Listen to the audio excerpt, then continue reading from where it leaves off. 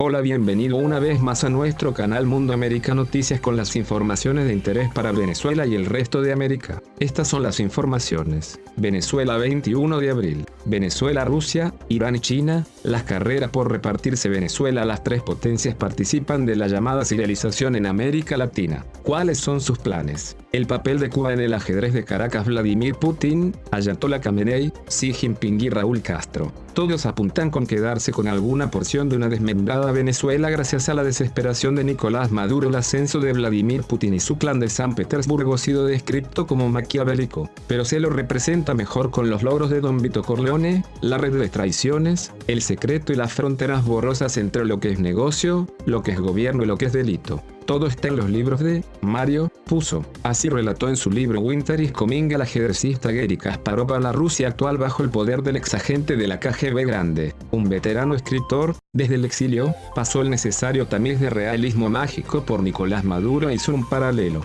Comparó al dictador que habla con aves con Pablo Escobar Gaviria, el capo narco colombiano muerto en diciembre de 1993, quien se incorporó fugazmente a la política y alguna vez soñó con presidir su tierra. Quizás sean esas fronteras entre ficción y realidad las que unen a ambos jerarcas, pero sobre todo, lo hace la oportunidad y la necesidad. Putin sabe que su par venezolano depende más que nunca de sus buenas gestiones, su dinero y su potencial poder de fuego. El caraqueño, encerrado y sin capacidad de respuesta, se entrega al abrazo ruso. Ironías de un relato épico, quien desde Miraflores jura luchar contra el imperio, permite que cruzados milenarios ingresen a sus fronteras convirtiéndose él mismo en su vasallo. La hipoteca de Maduro para luchar contra el imperialismo se torna, poco a poco, en su piedra más pesada, y sus acreedores no solo radican en Moscú, sino en otros dos puntos bien alejados de Caracas, Teherán y Beijing. Las tres potencias ya desplegaron el mapa de Venezuela para repartírsela a cambio de mantener en el poder al chavista.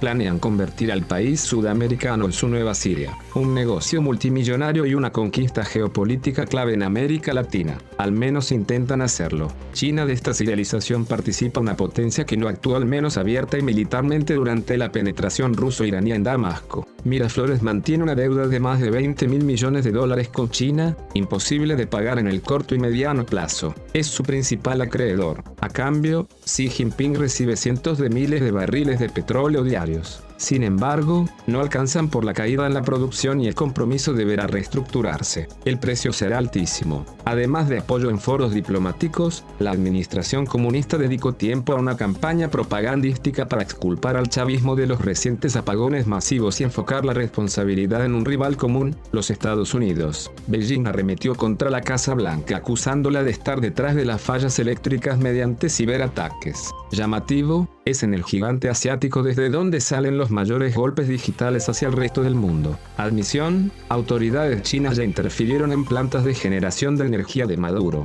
Durante la crisis que oscureció la nación, el gigante asiático se ofreció a mitigar las consecuencias enviando ingenieros y ayuda tecnológica para evitar profundizar la catástrofe que repercutió sobre la salud pública, principalmente. Pero no es la única estrategia oriental por estas latitudes. Aprovecha la debilidad económica y financiera de los estados latinoamericanos para penetrar sus administraciones. Un plan a fuerza de dólares frescos de los cuales después los gobiernos regionales quedan atados. Los venezolanos tardarán años en librarse de la encerrona. Juan Guaidó, presidente interino, convocó al gobierno asiático a cambiar su posición. Confío en que China, que conoce exactamente lo que ocurre en mi país, contribuya como la gran potencia que es, a facilitar la transición política que necesitamos. Y añadió, China es el mayor importador de petróleo del mundo y Venezuela cuenta con las reservas petroleras más grandes del mundo. Solamente por estas dos razones, la relación económica entre nuestras dos naciones crecerá, es un hecho inevitable. El líder opositor debería saber, sin inocencia,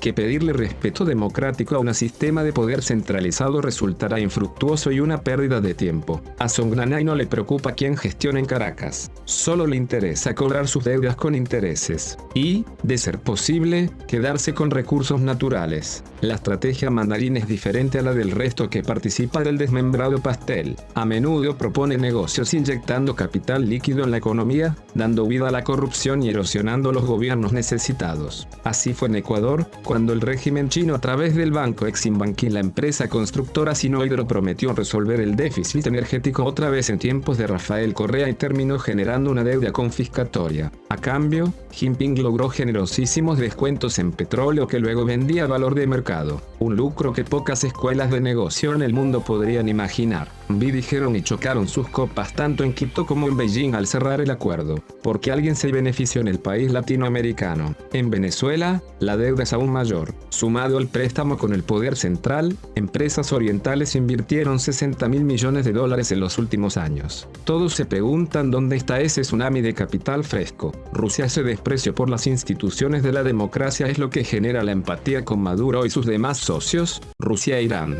Igualmente Cuba ingresa en el particular club de amigos, aunque ahora solo como soporte ideológico y anímico. Ninguna de esas potencias le permitirá a la isla hacerse de algo que no le corresponda. Raúl Castro admitió algo por el estilo cuando dijo que se acercan tiempos difíciles para los cubanos, como si los recientes y pasados hubieran sido fáciles. La situación podría agravarse en los próximos meses, dijo ante la asamblea. El dictador sabe que el desenlace se acerca. En última instancia Cuba responderá a la orden del Kremlin, el que corre con mayor ventaja para quedarse con la mayoría de los recursos venezolanos. Es que las deudas que mantiene Caracas con Moscú son impagables. Putin estira la agonía de su mal pagador como un acreedor paciente. Al final del día podría apropiarse más de lo que le deben. Será la garantía más pesada de la historia de Venezuela. Para que no se distraiga, el zar le envía mensajes a su amigo Maduro. Lo hizo por medio de su viceministro de Finanzas Sergei Storchak, quien recordó a través de la agencia de noticias estatal TASS que el país latinoamericano no había cancelado la cuota de marzo de $100 millones. El funcionario ruso pronunció una declaración que nadie supo responder si se trató de una ironía. El pago será,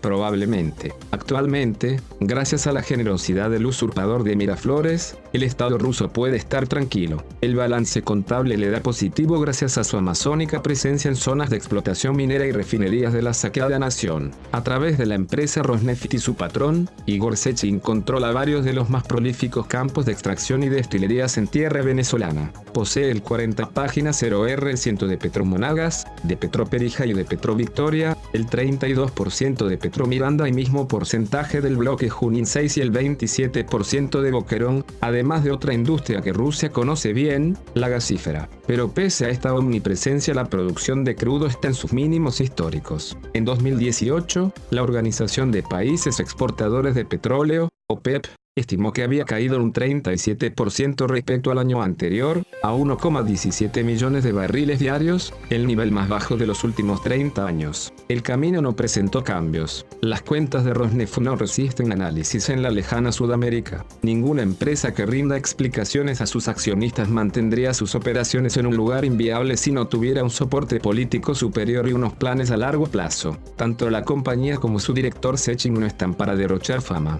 Ya fueron sancionados por el Departamento del Tesoro durante el intento de ocupación rusa de Ucrania. También el foco está en la minería venezolana, más precisamente en las piedras que atesora su arco minero de Orinoco, donde se concentra una de las mayores reservas de oro y diamantes del continente. Esta área presenta una superficie de 114.000 kilómetros cuadrados con riquezas incalculables. La debilidad de cualquier zar. Vasily Petrovich Tonkoshkurov es el otro delegado de Putin en Venezuela. El general arribó el 23 de marzo a bordo de un Antonov An-124 junto a otros 100 oficiales rusos. Continúan llegando. El general trajo consigo tecnología para cuidar los bienes y capitales rusos en su nueva Siria. Es subcomandante del comando principal de las fuerzas terrestres y llegó a Caracas como un protector de Maduro. Nadie creyó esa versión, ni los propios chavistas. Su trabajo, junto al de Sechin, es claro, penetrar las malheridas estructuras hasta apropiárselas, antes de que China se quede con una porción mayor. Estas áreas son militar, política, seguridad, petrolera, minera,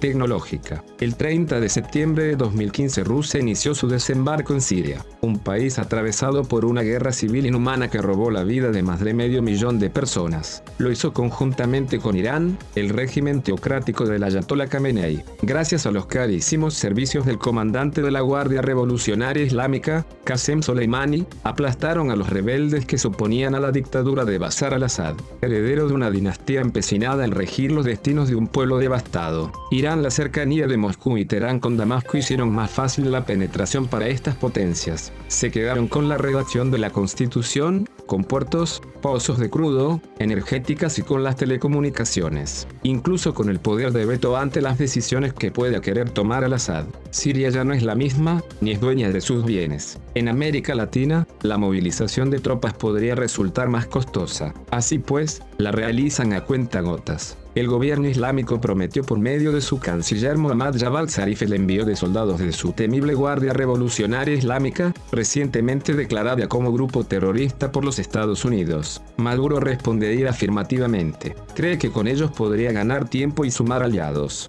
Esa fuerza militar es una vieja conocida de la región. Gracias a sus artes infiltra a miembros de Hezbollah en América Latina. Lo hace desde hace décadas, pero en los años de Hugo Chávez el intercambio no precisó de tanto planeamiento y clandestinidad. El chavismo le facilitó pasaportes e identidades a sus extremistas para que pudieran pasearse por toda la región. Ahora, la teocracia responde. No quiere perderse el negocio que significa para sus arcas su vínculo con Caracas y pretende cuidar las espaldas del dictador que dice mantener diálogos celestiales con seres alados. Esos negocios crecen por el aire. Se los llama aeroterror y fueron iniciados en los tiempos en que Chávez se abrazaba con Mahmoud Ahmadinejad. Los vuelos unían ambas capitales, realizando una escala en Damasco. Ahora, en tiempos de Maduro, la vía aérea se reactivó. Mahaner, la segunda compañía de transporte de Irán, realizará al menos un vuelo quincenal. Hubo una reactivación turística en Venezuela en las últimas semanas. Sería naif pensar que cientos de iraníes quieran conocer hoy sus playas. Los vuelos circularán repletos,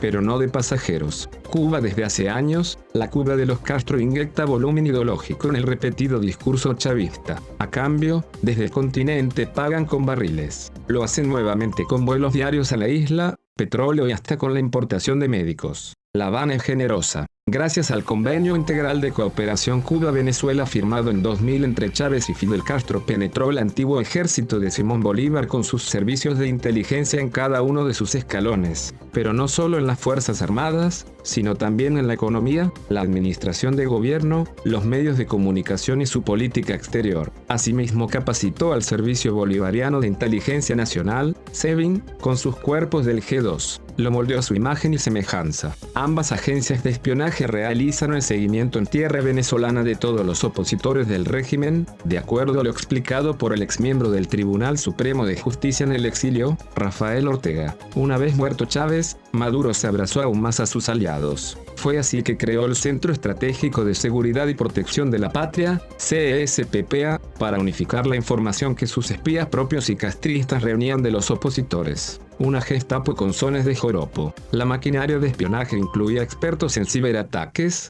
control de llamadas y escuchas telefónicas. Todos esos datos no solo eran procesados por el CESPPA, sino además por Cuba. Actualmente no se conoce cuántos son los oficiales cubanos designados en el continente. Algunos hablan de 20.000 hombres con la misión de cuidar las espaldas del caraqueño y su círculo íntimo. Eso sí, mientras los barriles continúen cruzando el mar Caribe, algo que ha diezmado durante el desarrollo de la crisis. La civilización de Venezuela ha comenzado. Las Fuerzas Armadas, que aún continúan fieles al usurpador, observan pasar otras tonalidades de uniformes impotentes. Los inagotables recursos naturales de no lograr Guaidó y la oposición hacerse con el poder antes que tarde quedarían en manos de rusos, sirios, chinos y cubanos, menos de venezolanos, ni siquiera de Maduro y sus cómplices más cercanos. Esto es todo por el momento. Si te gustó la información, te invitamos a que te suscribas a nuestro canal y que active la campanita para que te mantenga informado siempre. Esperamos tu participación en la caja de comentarios. No te olvides de regalarnos un me gusta.